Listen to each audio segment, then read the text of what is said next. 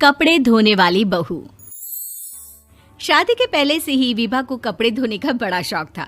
कभी नल के नीचे तो कभी तालाब के पास। अरे मेरी नीली वाली लुंगी नहीं दिख रही है। विभा की अम्मा, कहाँ रखी है लुंगी? अरे वो तो विभा ने परसों ही धोकर रखी थी आपकी अलमारी में, देखो वहीं होगी।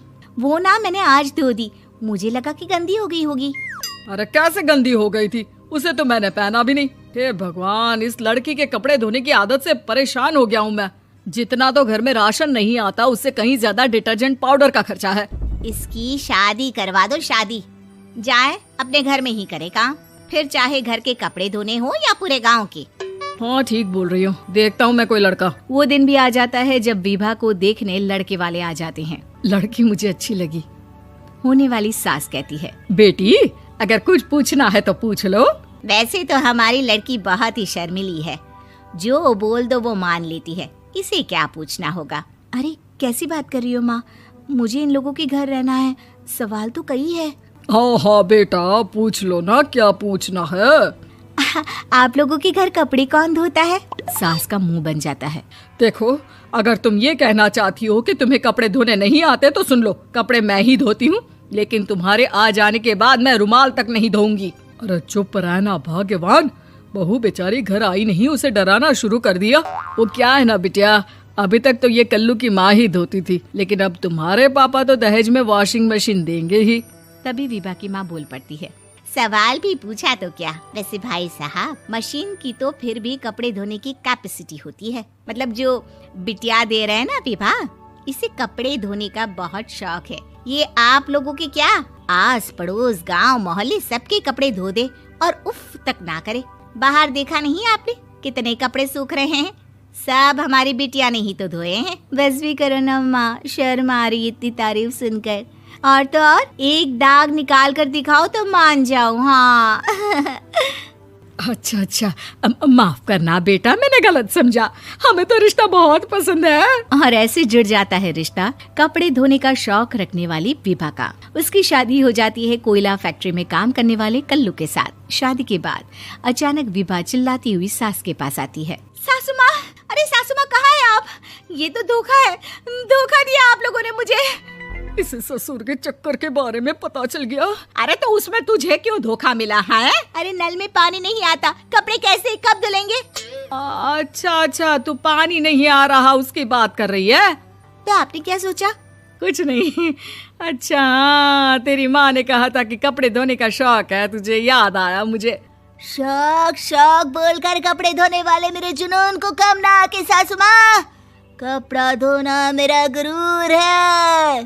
तभी पति भी वहाँ आ जाता है। अभी मैंने इसे सनी देओल की फिल्म दिखाई है, उसी के डायलॉग मार रही है माँ। अच्छा सुन, साफ बता रही हूँ, पानी सुबह 4 से 6 और शाम को 10 से 12 आता है, समझी?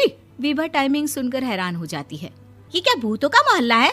सुबह 4 बजे उठकर कौन कपड़े धोता है? 4 बजे टंकी में पानी जाता है, फिर सारा दिन धोना ना, किसने मना किया?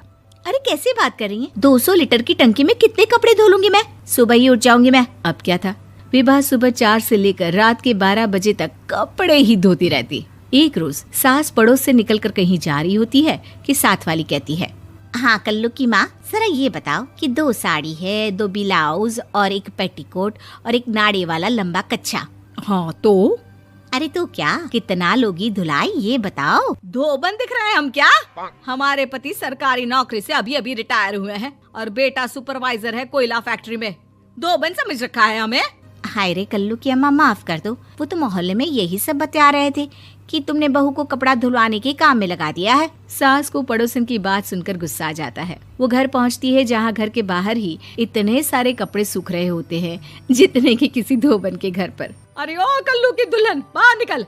माँ जी यहीं आ जाओ, बाथरूम में चादर धो रहे हैं हम। अरे अभी हम धोते हैं, तुमको बाहर निकलो। ये आस पड़ोस वाले बोल रहे हैं कि हम बहू से कपड़े धुलवा कर उसे कपड़ा धोने वाली बना दिए हैं। अरे छोड़ो ना माँ जी, किन लोगों की बातों में आती हो? आस पास के लोगों का तो काम ही होता है कि वो किसी तरह सास बहू को लड़ा दे। बहू सारे घर के कपड़े धोती है, ये क्या कम है? बोलिए। सास को भी लग जाता है कि वो बहू का ये सनकीपन नहीं छुड़वा सकती, इससे अच्छा है कि खुद ही चुप हो जाए।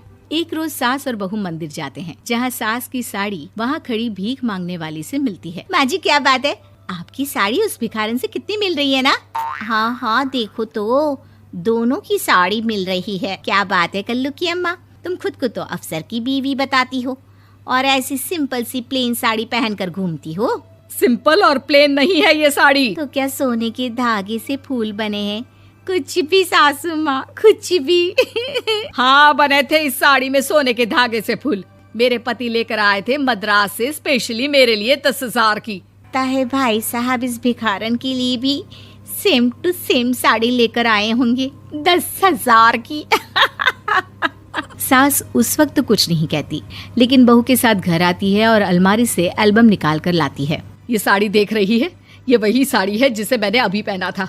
इस साड़ी में ये जो चमकदार फूल दिख रहे हैं ना, ये सोने के धागों से काढ़े गए हैं। लेकिन तू लोकल वॉशिंग मशीन ब्रश से घिस घिस कर सारे फूलों को निकाल कर साड़ी प्लेन कर दी।